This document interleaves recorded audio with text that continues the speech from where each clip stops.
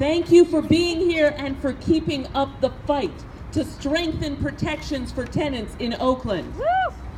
Yeah. My name is Rebecca Kaplan, and I'm very honored to be your Oakland City Council member at large, representing the entire city of Oakland, and also to have worked with so many of you in authoring Measure JJ, which did give some increases to protections in our community. And it is incredibly important that we continue to push both to make sure that the laws we pass are implemented and to make sure that we close loopholes that are being abused. And one of those loopholes that is coming this week to the rent board, thanks to our urging, is the problem of what happens when landlords falsely claim owner occupancy. Yep. And this has been a growing problem as more and more tenants are facing displacement in our city. And landlords have told people, oh, you don't have protections because I live here, or I'm planning to live here. And in many cases, that is turning out to be not true. And so we have asked for new regulations to require that these types of claims of owner occupancy have to actually be documented and shown. It's not enough to just say, oh, I'm claiming I live here, so you're out. Thank you. And so that is coming this week to the rent board, and we are fighting to close that loophole so that that cannot be something people get away with.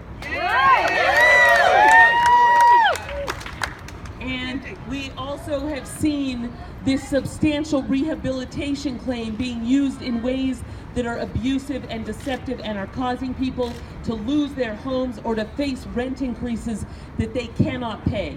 And let's be clear, displacement, sometimes it means getting an eviction notice, but that's not the only thing it means. Sometimes it means being hit with a rent increase that is so high that people can't afford it, and they are pushed out by that rent increase even if they didn't technically get an eviction notice. And so excessive rent increases are every bit as much a part of what we need to deal with as the things that are literally called evictions, because they are also causing people to be pushed out of Oakland.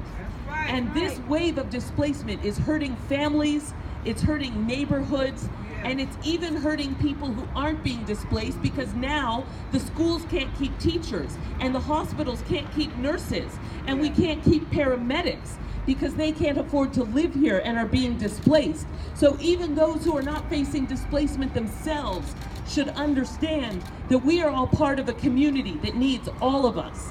And so we need to work to prevent displacement, to increase enforcement of the laws we've already passed so that people know about them and have the chance to get help if they're facing violations, and also work together to close the loopholes that are causing so much pain and suffering for so many families throughout our community. So thank you for being a part of it.